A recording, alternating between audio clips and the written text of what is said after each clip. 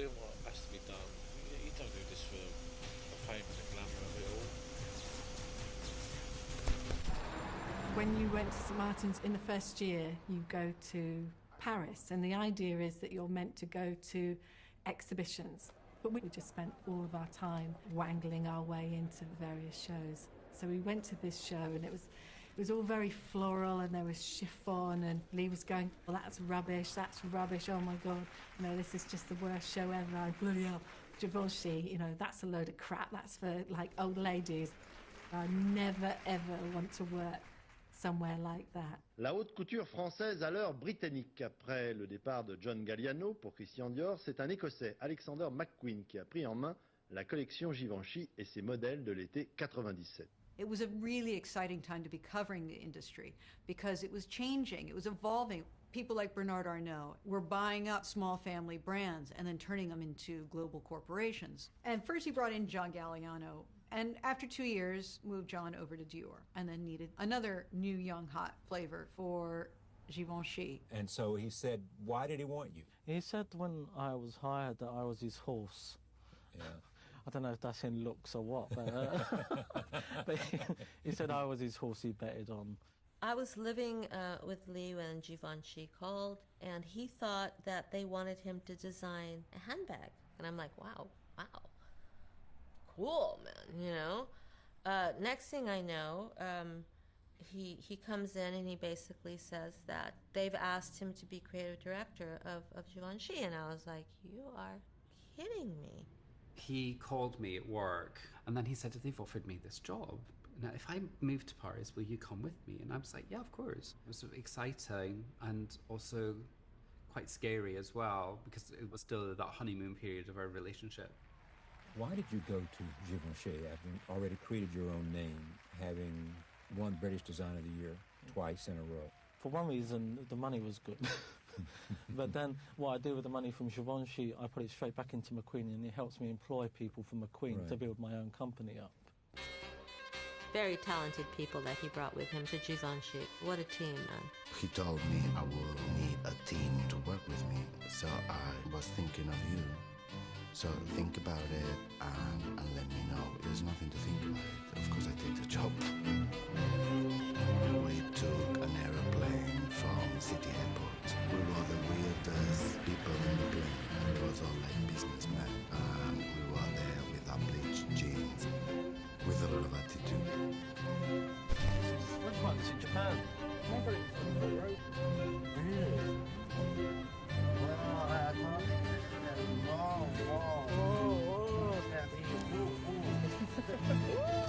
There was a huge excitement, because imagine, when you're that age and you're being given that amount of, responsibility and also that amount of money. The Sebastian Pons. Hello, Sebastian. Sweaty armpits. I think in the McQueen studio I was a little bit like the Buffon, because I was the funny one there. They were taking the piss of my accent. Spanish Buffon in a British court. Simon Costin. We did a few funny posts today, Simone. I saw myself as a person that put things into context. The set was always there to reflect the sort of untold story of the collection. There was Katie, of course, Katie Ingram. Katie's the most important part of McQueen. Camera up, please. She's the Tweedledee to my Tweedledum. She fuels my imagination. I help research the collection. I bring his things to his attention that I think might be important in fashion. I'm always there at the right-hand side. Sean Lean was very much involved in the business making jewellery. What do you think, eh? Fancy dance? For me to do work like this is very good for me. It allows me to go from one extreme to the other. And now I'm going into different areas. I'm working with body jewellery, and it's really going into a form of sculpture, really. Sarah Burton. Sarah was the intern. He looked at us like the sort of pillars that will make him feel secure. We had this really nice flat.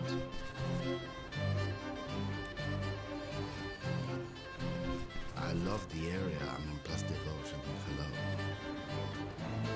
Oh God, it's so scary. Now, it was tiny. When I would come over to start working on the set, I'd be on the sofa.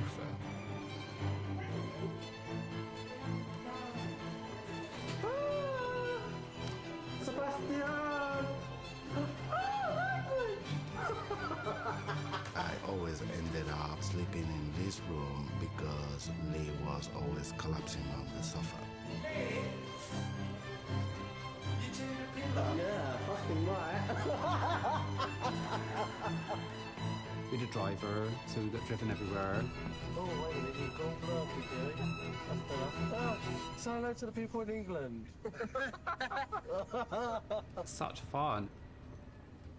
Could do some funny tricks. So, oh, I'm on speed, baby. When we arrived at Givenchy, everybody was kind of like bending the head to him and calling him Monsieur McQueen, which was like, they're calling you Monsieur McQueen here? Cuff. When we arrived, I think they were in shock. The way we dress, the way we work, and the jokes we made. Obviously, it's very grand, the chandeliers, so it was very different from the working environment in London, which was a kind of very, very small room with chaotic stuff everywhere. Here I have my own office, I pick up the phone and I get what I want. Because I want it. So I ask for it. It was just like really bunch of young kids running about in the Givenchy. Were they surprised that you were chosen? I think they put most people in a coma. Out of a sudden, we're there sitting in Uber's Givenchy house, looking out the window, and you see the Balenciaga sign, and you knew that Yves Saint Laurent was there, and knowing that John Galliano was at Avenue Montaigne, just a few yards from there. And there we are with Alexander McQueen being the new talk of the town, and I felt special. He was trying to find his feet there, obviously had to make a huge impression because it was his first collection. And I remember telling Lee, everybody's looking at us and we have nothing, and he always would answer, don't worry Sebastian, we'll get it done. We don't come up with the ideas until the very last moment. I don't know, it just comes to me. It must be come from God or something. I don't know, it's just like I'm constantly looking through a sign.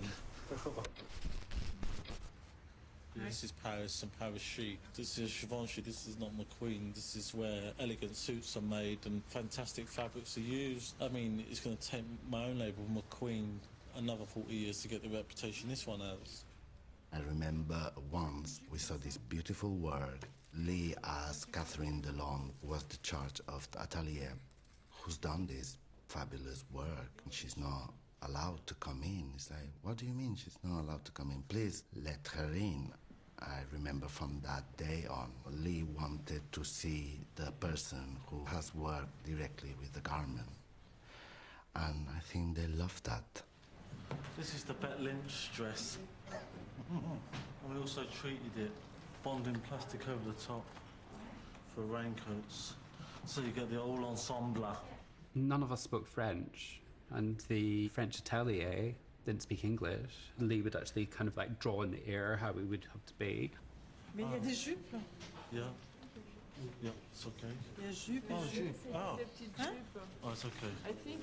I thought it was pantalon. J'ai très peur quand il prend les ciseaux. Ça, c'est... Quand je le vois avec les ciseaux, parce qu'il m'a déjà coupé des choses. Il m'a déjà coupé un pantalon, une combinaison pantalon, il me l'a coupé en body. Alors maintenant, quand je joue avec les ciseaux, j'ai très très peur. They're quite precise and like take the threads out and this, and I just get the scissors and go whack it off. And they go like that, and I go, it's okay, it's only clothes. I'll never forget the expression on her face. But in the end, she saw exactly what he was doing. She was in awe. A very mutual, respect grew between the two of them. Haute couture is about the atelier. I come from Savile Row, so I have great respect for the tailors. They deserve just as much praise as I do. Lee, one day he said, where can we go and eat? Where do the workers eat? And then Catherine said, no, there is a canteen on the basement for the workers. And Lee was like, so let's go there. When we went down there, the people flipping out, like Alexander is eating with us. They couldn't believe it.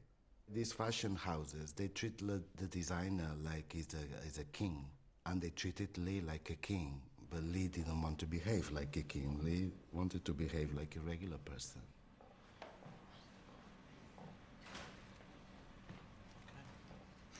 The ideas for the show, they grew out of the collection. As the collection developed, he would pull threads and stories out of that. And there was always mood boards and things pinned all over the walls. Everyone fed in. It was a very group practice. But Lee was the spider in the centre of the web, as it were, pulling everything together and distilling what it was that he had in his head. I remember the fraughtness about a week before the show when things coming down and not right and things having to be changed. It was really insanely crazy. The pressure was super intense.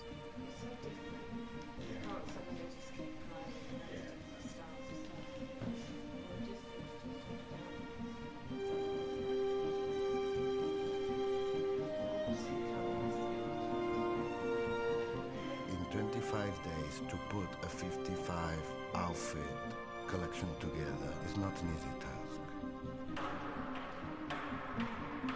The first Couture show had the theme of the Golden Fleece, this sort of Jason the Argonauts. They wanted it to be amazing. My first feeling from Alex's description was there had to be warriors mixed with goddess. I said, oh, we do horns. He said, yeah, but too big. I said, but how big? He said, well, you know, Genghis Khan is the junior size. Give me the senior. It's the 19th of January 1997, and as they say in the trade, we're about to witness a fashion moment. At the tender age of 27, British Designer of the Year Alexander McQueen is about to show his first haute couture collection.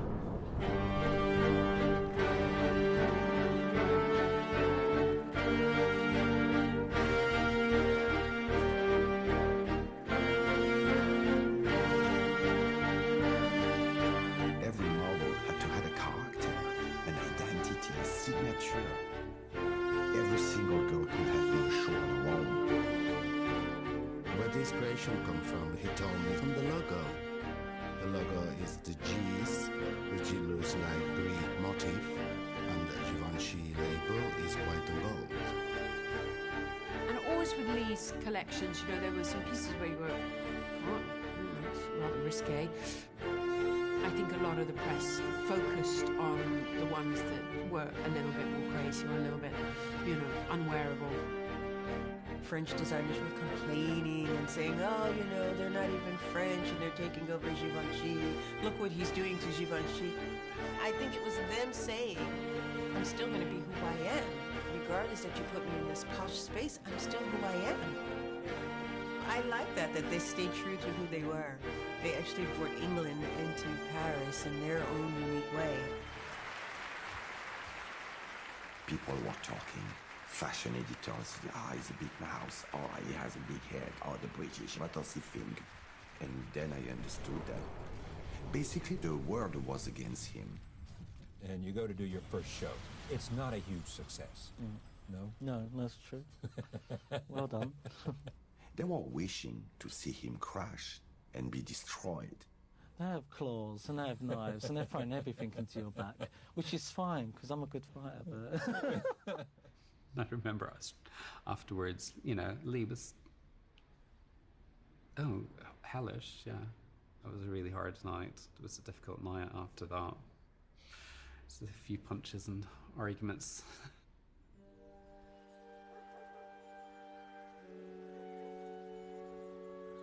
I think he's already done a lot with the house because Givenchy have had a lot of press. It's a more difficult thing to deal with because McQueen is McQueen in London.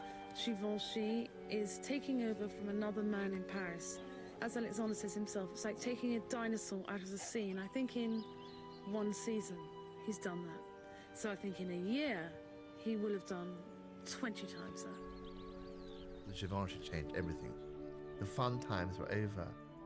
I had an accountant who spoke French, and they were going to Paris to sign the deal. And I said, please make sure Izzy gets something out of it.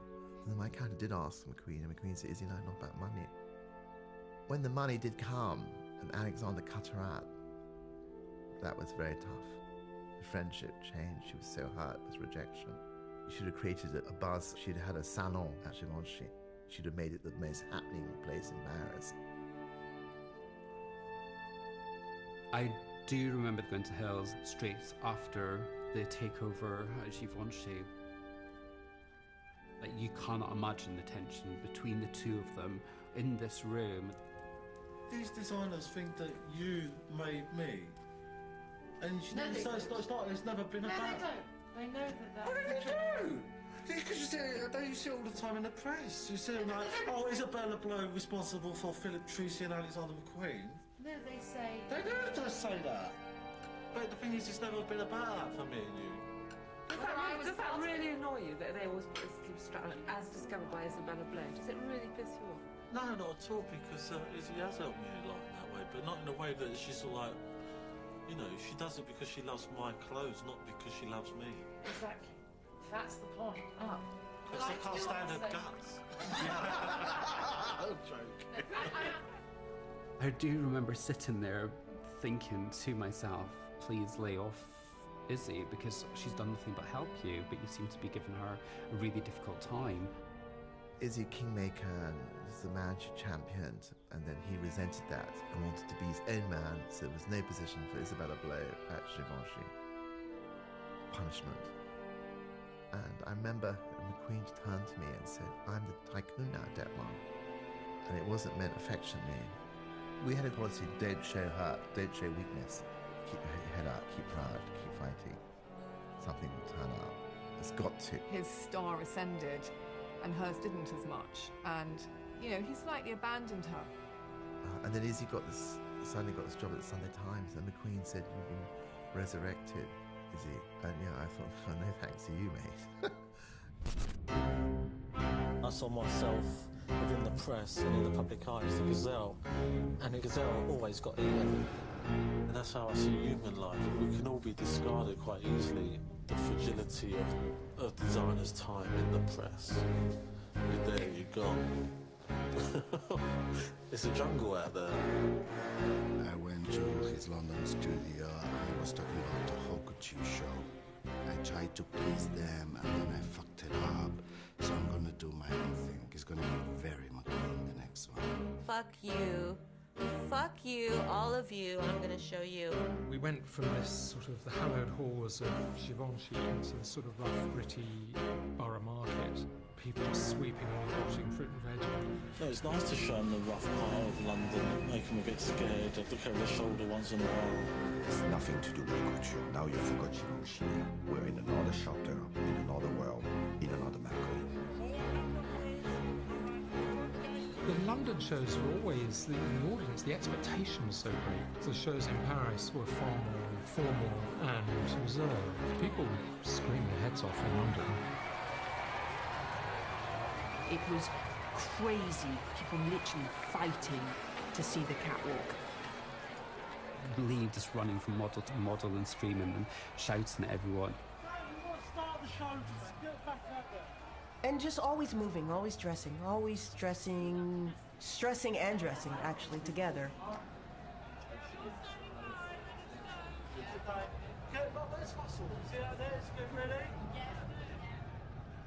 One of the models was late. He said, fuck her, and he started the show.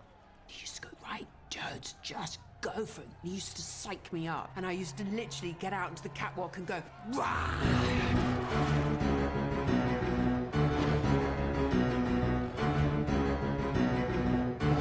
It was really the first time that the connection kind of seeped out into everything, from the energy that was in that space to the effect it had on people. A sort of angst and anger and fear that was woven through that show. Mind blown because they didn't look like models, they looked like animals. This big hair and this animal makeup, it was intense.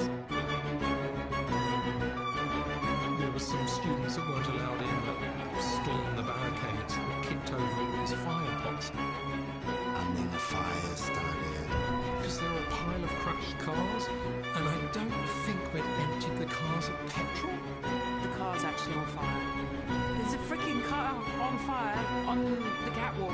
And everyone thought it was part of the show.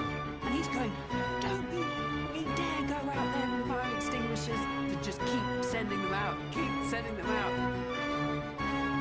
Had that not been rectified, that whole tit and all the top fashion editors and models would have been history.